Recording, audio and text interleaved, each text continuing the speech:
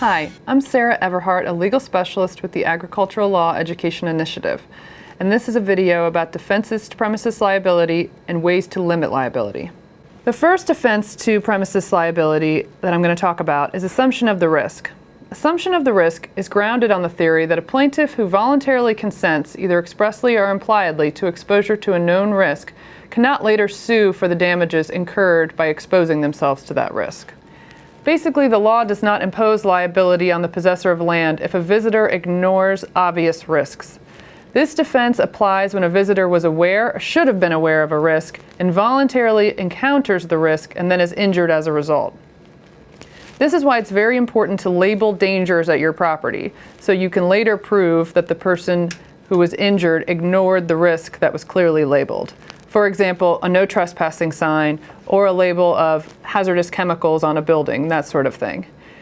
A way that is very easy to prove assumption of the risk is if you can prove an expressed assumption of the risk when someone signs a liability waiver. If you have a signed liability waiver of someone where they expressly assumed the risk, this is a wonderful defense that you can use.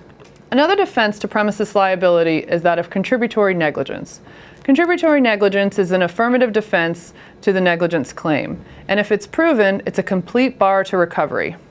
Contributory negligence is the neglect of the duty of care we all have to observe our ordinary care for our own safety. Maryland is one of only 4 states and the District of Columbia that still recognizes the doctrine of pure contributory negligence, as compared to comparative negligence. Contributory negligence means a plaintiff's own negligence played a part in causing the injury, and that it's significant enough to bar the plaintiff from recovering damages. Your classic contributory negligence example is if a visitor to your farm sees that the barn floor has a large puddle of fuel oil that has leaked from a tractor. Despite seeing it, they walk through the puddle towards the back of the farm, perhaps to look at a piece of equipment. And it's now time to exit the barn, and they again choose to walk right through the puddle of fuel oil. They slip and they injure themselves. The visitor obviously was negligent, and this contributed to the injury. So this is a good example of where you could invoke the defense of contributory negligence and hopefully avoid liability for that injury. What are some simple ways you can limit liability on your land? The first and easiest way is just to do regular inspections of your property.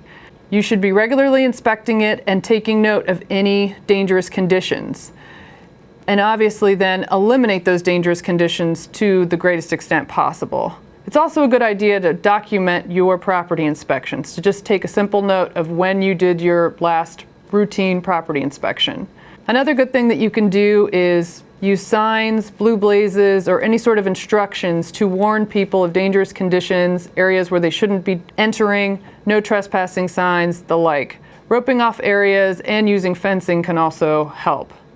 You should also educate and train your employees and/or your tenants who are going to be in possession of your property and could possibly incur premises liability.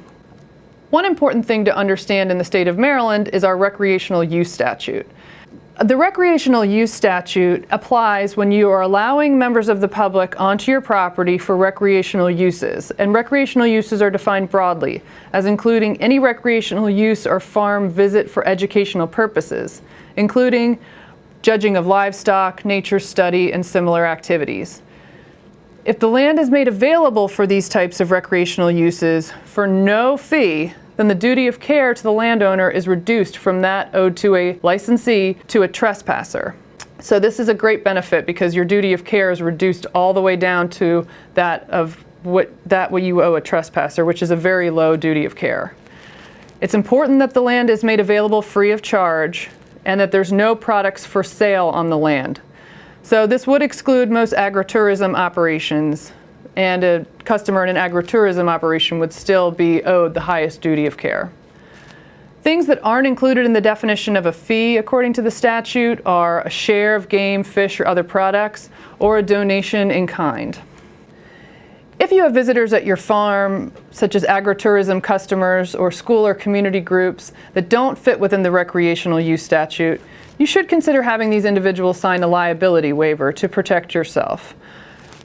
The Agricultural Law Education Initiative has created a sample liability waiver that can be customized for your operation. Make sure, whenever you're using a liability waiver, that you retain a signed copy of the waiver and that you have legal guardians sign on behalf of children. This is a sample of our liability waiver, and this is the link where you can find the liability waiver available. Thank you.